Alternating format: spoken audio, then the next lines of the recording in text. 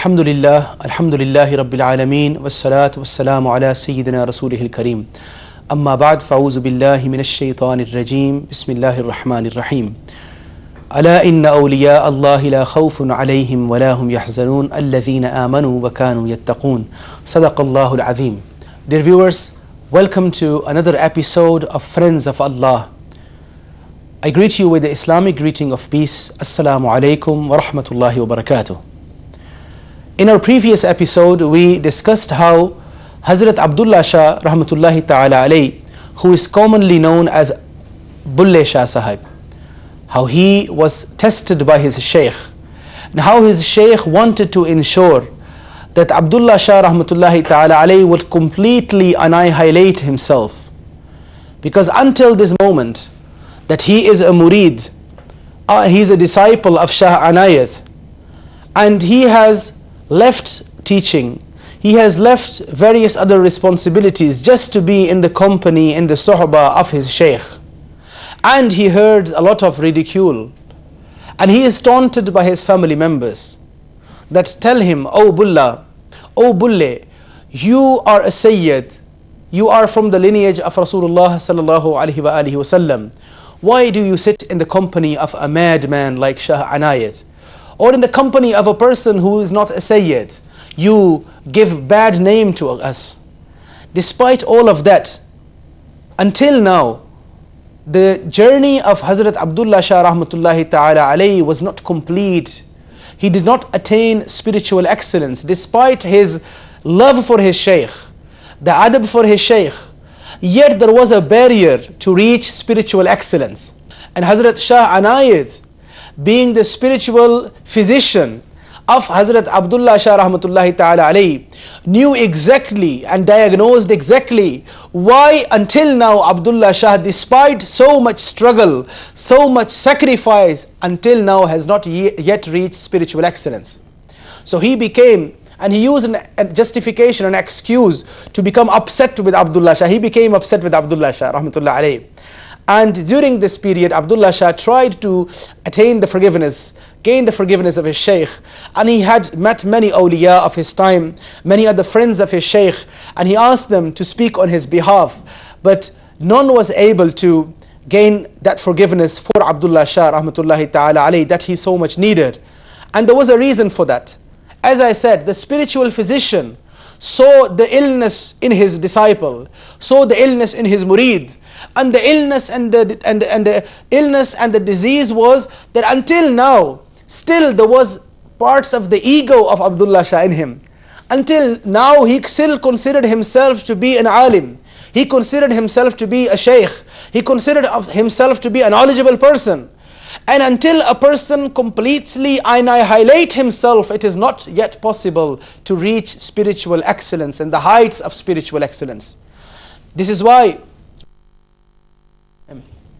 And Hazrat Abdullah Shah was so sincere in his love with his Shaykh, so dedicated in his love with his Shaykh, that despite that he got many offers of various other people that informed him that we offer you prestige, we offer you leadership, come to us. Why are you wasting your time trying to gain forgiveness from Shah Anayat? You are a person with a lot of knowledge. You are a person that can benefit the society. And come to us and lead our organizations. Lead us as a religious leader. Why are you going and spending your time, wasting it behind Shah Anayat? Hazrat Shah Anayat rejected all these offers. He did not become a murid of anyone else. And he remained steadfast in his love for his dedication for his Shaykh. And he remained steadfast in his dedication and in his love for his Shaykh. In fact, Hazrat Abdullah Shah, when he realized and found out that his Shaykh is fond of listening to qawwali, listening to Islamic poetry with the playing of various different musical instruments, he decided to learn the art of singing. He decided to learn the art of poetry. He decided to learn the art of playing musical instruments. And then, this is how Abdullah Shah rahmatullahi ta'ala alayhi wanted to please his Shaykh, wanted to do something for his Shaykh that showed his utmost humility, utmost steadfastness in the love for his Shaykh. Some people, they have made this very famous, that he went and he spent time in the company of a particular group of people that is known to be musicians and is known to be detached themselves from the Sharia. I personally differ from this opinion. I personally do not agree with this, because he himself, Bulleh Shah, was following tariqat, was following tasawwuf. And tasawwuf is that you follow the Sharia of Rasulullah sallallahu alaihi wasallam. Shariat, tariqat is not to oppose the Shariat. And anything that opposes the Shariat which would not be really in its essence tariqat. So I differ from that particular opinion that people have, that he spent time among a particular group of people that are known to be disobedient to the Sharia, known to be disobedient towards Almighty Allah. And he learned the art of dancing there. I disagree with this, because I believe that when a person of tariqat is in the state of wajd, and in the state of wajd, there he dances and does raqs. This is not the dance that you see that is intentional. This is not to impose the state of wajd on yourself. It is something that itself from the inner self appears outside. It is something that due to the soul, due to the heart, the state of the heart is reflected through one's physical expression. This is what wajd is, and this is what raqs is. So similarly, Hazrat Bulleh Shah rahmatullahi ta'ala alayhi, he learned the art of singing. And singing qawwali is a tradition that does not oppose Sharia. It is an expression that is expressed from within the heart, and it is expressed through the body. It is not a state that is imposed. Raqs and dance that is imposed is not part of the Sharia. That what is natural, that what comes from the heart, and that where a person does not have a control over one's body, that is something that is found within the Sharia of Rasulullah sallallahu alaihi wasallam. So this is why Hazrat Bulleh Shah rahmatullahi ta'ala alayhi, he learned the art of singing, as I said, and singing itself does not oppose Sharia, because Rasulullah sallallahu alaihi wasallam has, throughout many ahadith, we find that he has said that the person who does not recite the Quran in a melodious voice, falaysa minni or minna, he is not from among us. Rasulullah sallallahu alaihi wasallam had recommended and has initiated and has motivated us to recite the Quran in the way that we sing, and this is tarannum, with a melodious voice. Similarly, Rasulullah sallallahu alaihi wasallam's time, we find many examples where Sahaba were singing. When the Prophet sallallahu alaihi wasallam migrated to the city of Medina, the women and the girls of Banu Najjar tribe, they sang for the Prophet sallallahu alaihi wasallam the famous, renowned poetry, طلع البدر علينا من سنيعات الوداع وجبت شكر علينا ما دعا لله دا. Rasulullah sallallahu alaihi wasallam did not oppose this. In fact, Rasulullah sallallahu alaihi wasallam was pleased with their expression of love. And this is why the qawwali, which starts its journey from Hazrat Khwaja Muinuddin Chishti Ajmeri rahmatullahi ta'ala alayhi, is to sing poetry that all expresses the love for Almighty Allah, in which Allah is praised, Rasulullah sallallahu alaihi wasallam is praised, the Ahlul Bayt are praised, and the friends of Almighty Allah are praised. That kind of poetry is not only permissible, it is recommended. Similarly, the musical instruments, the Banu Najjar women and children, they had musical instruments, and they were playing these musical instruments. And the musical instrument that at that time was common in Arabia was the daf and the tambourine. And this daf was a common musical instrument found within Arabia, within Medina. So Rasulullah sallallahu alaihi wasallam allowed and gave permissibility to the use of musical instrument, and he did not prohibit so. This is why during qawwali, the opinion of those ulama that are in agreement and that they agree that qawwali is permissible, they say that, and they give this as evidence, the Banu Najjar women and children's welcome of Rasulullah sallallahu alaihi wasallam to the city of Medina. Hazrat Bulleh Shah rahmatullahi alayhi knew that his sheikh loves qawwali and is fond of listening to poetry and to the singing of qawwali. Bulleh Shah rahmatullahi alayhi learned the art of poetry. He learned the art of singing, and he learned the art of playing musical instrument. Once, while his sheikh was sitting in a gathering of Qawwali and he was listening to Qawwali. Suddenly, Hazrat Bulleh Shah rahmatullahi ta'ala alayhi emerged and appeared. When he appeared, suddenly there was silence because every single person knew that Bulleh Shah is not welcome to Shah Anayat's gatherings anymore. Everyone knew about the anger of Shah Anayat with Bulleh Shah. So everyone was shocked to see him there and was surprised to see him there. And while everyone was in the state of shock, this is when Bulleh Shah, in front of hundreds of people, in front of his sheikh, suddenly plays a musical instrument and suddenly starts singing, and the poetry he had written for his sheikh, he starts uttering this poetry. And he says to his sheikh, "Oh my sheikh, main tere qurban vede avar mere, tere jaya aur na koi, dhunda jangal bela rohi." He says, "Oh my sheikh, please come to me, sheikh. Please accept me, sheikh. And like you, oh my sheikh, I have traveled east and west. There is none like you, oh my beloved sheikh. So sheikh, please accept me." And then Bulleh Shah rahmatullahi ta'ala alayhi said, "Tere ishq nachaya kar thaiya thaiya." When he said this is the moment that he could not control his emotions anymore. This is the moment that out of love for his sheikh, he forgot everything around him. He forgot who he is, a scholar. He forgot that he was a well-respected person. He belonged to the Sayyid tribe, the family of Rasulullah sallallahu alaihi wasallam. He belonged to a noble family. He forgot everything and he just had his sheikh in front of him. That is what he saw. And he then, while he was in the state of that intoxication, in the state of that love of his sheikh, he became in the state of wajd. And in the state of wajd, there he started dancing around his sheikh. And he said, "Tere ishq nachaya kar thaiya thaiya, tere ishq nachaya kar thaiya thaiya."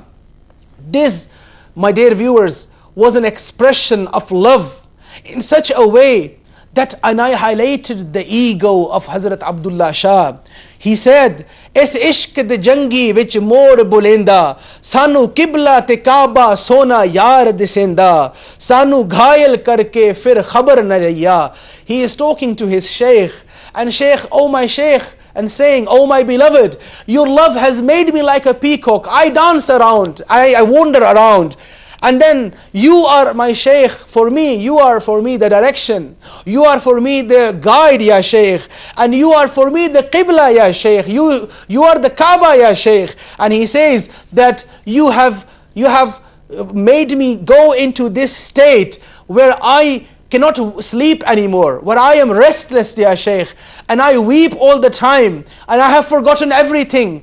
And ya sheikh, while you have put me in this state, you are not even bothered about me, and you do not even inquire about my state anymore. When Hazrat Shah Abdullah sang, and Hazrat Bulleh Shah rahmatullahi ta'ala alayhi, Bulleh Shah sahab, he then danced in front of his sheikh, did the raqs in front of his sheikh. This is the very moment that Shah Anayat was looking for, their viewers. This is the very moment in which now the nafs, the ego, was completely destroyed of Bulleh Shah rahmatullahi ta'ala alayhi. He completely annihilated himself. Now that barrier that was between him and between spiritual excellence, that barrier was now removed, because now Bulleh Shah did not in his own mind think he is a scholar anymore. He did not remember he is a knowledgeable person anymore. He didn't remember his background anymore. And this is the moment Shah Anayat wanted to see and was looking for. And this is why Shah Anayat at that very moment spread his arms and he hugged Bulleh Shah rahmatullahi ta'ala alayhi in front of all the people. And this is how both lovers came together. This lover that took the test of this lover, the sheikh that took the test of his beloved murid, of his disciple, wanted his disciple to reach that muqam. The disciple was unaware. He just wanted to gain nearness of his sheikh. And indeed, the nearness of his sheikh, the qurba of his sheikh, brought him that spiritual excellence he was looking for. This is the love of Bulleh Shah rahmatullahi ta'ala alayhi for his sheikh. And this, my viewers, is similar how Hazrat Maulana Jalaluddin Rumi rahmatullahi ta'ala alayhi did raqs for his sheikh. He forgot who he was. He forgot his muqam.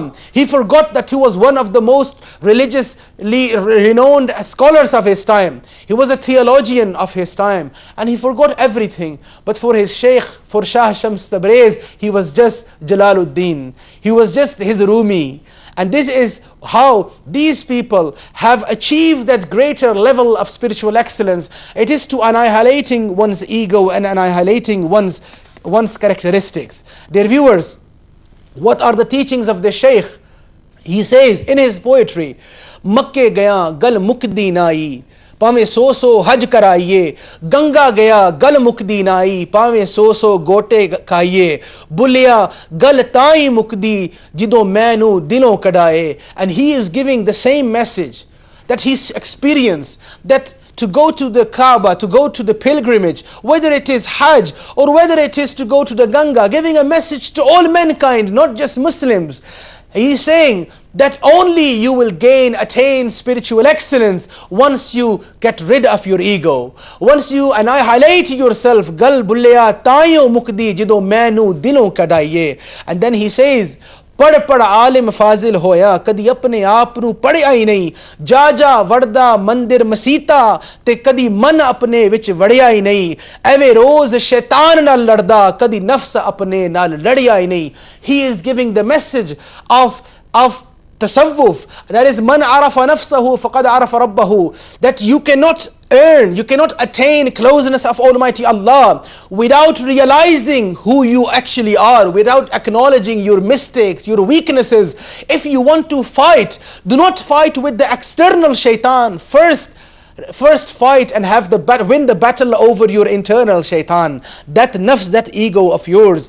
And he says, sir te topi te niyat khoti, lena ki topi sar thar ke, tasbih phidi te dil na phirya, lena ki tasbih hat phadke. He is saying that rituals, customs, without the essence, without a true devoted intention, without ikhlas, has no meaning. Whether you have a tasbih in the hand or whether you have a hat on your head, if your niyyah, if your intention is evil, then all these customs and rituals will not give you spiritual excellence, and you will not attain the qurbah of Almighty Allah subhanahu wa ta'ala. Then he says, Baro tove latta gode te andar rave paliti, dunya dara rab de nalvi char sovi tukiti. And he's talking about those people that from their appearance look very religious, very spiritual. And they will always work with their appearance. And they will make such an appearance that they want to impress people. And they want to show people that they are very religious and spiritual, while their heart is full of evil. While they put their hands in front of people so they may kiss the hands. Their heart does not want the qurbah of Allah. Their heart wants the money in the pockets of the murideen. Bulleh Shah rahmatullahi ta'ala alayhi tells these people that from appearance, from outward, you clean yourself and you have a good appearance, but you don't clean your inner self. The tasawwuf is about cleaning your inner self. The friends of Allah are the friends of Allah because they have cleaned their inner self. The friends of Allah are those that have beautified their inner self. The friends of Allah are those that have purified their inner self. They do not want fame. They do not want honor and respect from the people. When they do a good deed, they do not do it for any other reason except for the pleasure of Almighty Allah. This is why in the hadith of Rasulullah sallallahu alaihi wasallam, the Prophet sallallahu alaihi wasallam said that on the day of judgment there will be people that in the court of Allah will be presented, those that will fast in this dunya, those that will pray in this world, but in the hereafter Allah will tell them, there is nothing from me for you. And when they will say, Ya Allah, why? Allah will tell them, because you did these acts not for me, you did it for other reasons. You wanted fame, you wanted titles, and these titles and fame you received in dunya. From my bargah you are not getting anything. May Allah subhanahu wa ta'ala save us from this. May Allah subhanahu wa ta'ala give us tawfiq that when we do an act of ibadah or when we remember Him only for His sake and not for any other reason. And may Allah subhanahu wa ta'ala make us among His friends and inspire us to become His friends. Until the next episode, Assalamu alaikum wa rahmatullahi wa barakatuh.